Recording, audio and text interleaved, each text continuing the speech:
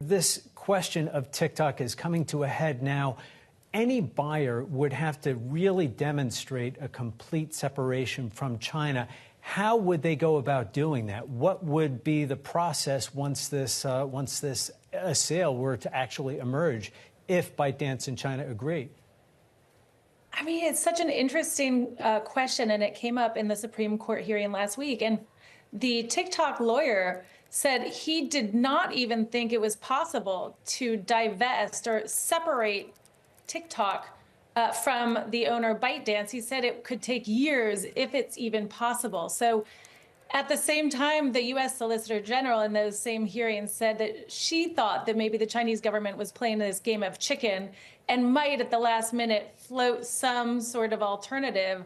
But, you know, the TikTok lawyer, I think, sort of shot themselves a little bit in the foot, in the sense that he said, this is really complicated. And as your last guest was just saying, essentially the U.S. TikTok is ByteDance, and the Chinese government now stepping in at this stage is confirming what the members of Congress thought a year ago and years ago, which is that there is this Chinese government control over a U.S. social media company. It's hard to see how you can do that, certainly not by the 19th, and as the TikTok lawyer said, if at all.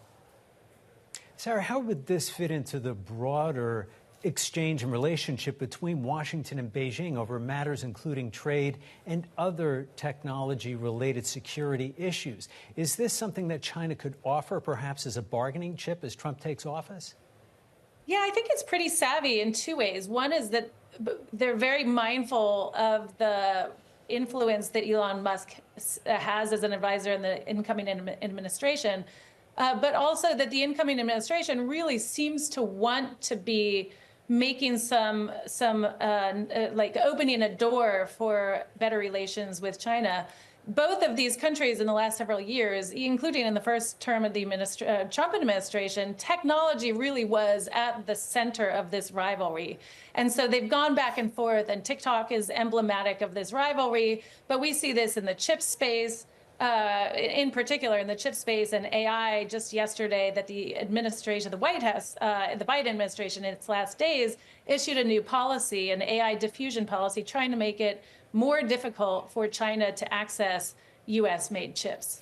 I want to reiterate to our audience that, of course, no comments have been made by, thus far, the Chinese officials. We know that Elon Musk hasn't responded to this report, and indeed ByteDance itself has called it fiction. But I am interested, Sarah, to push us forward. What the outcome seems to be of a potential TikTok ban has been a movement onto other Chinese-owned social media companies. How big a national security issue is that, then? Well, it's interesting to me. Either they don't understand the law, or they are banking on the fact that it will be just too difficult to enforce. Because last week on TikTok, they were trying to push people to Lemonade, which is also ByteDance owned. Now they're trying to push people to RedNote, also Chinese owned. And so all of those social media platforms would be covered under the law. There must just be an assumption that enforcement of this will just be a cat and mouse game. Right. And maybe the incoming Trump administration, who again seems warm to the idea of, or has looked and indicated that they don't support the ban, might just turn a blind eye to these kind of complicated ownership structures, or what's RedNote or what's Lemonade, oh, that's Chinese owned, and just kind of staying enough behind it that something gets to perpetuated. But at the same time, what I think the members of the national security risk here was that you had 170 million Americans in one space. And actually, to the extent that they migrate elsewhere, that's actually a win. Interestingly, Xiaohongshu, or RedNote as it's known, it seems to be organic movement, actually, going over to that particular app. It's not related to ByteDance, but as you note, Lemonade certainly is.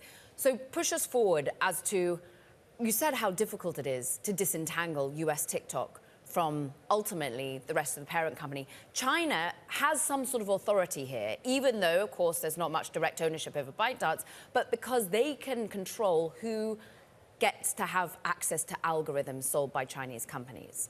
Do you think in any way the Chinese would ever want its algorithm held by a US company, whether it's Elon Musk owned or otherwise?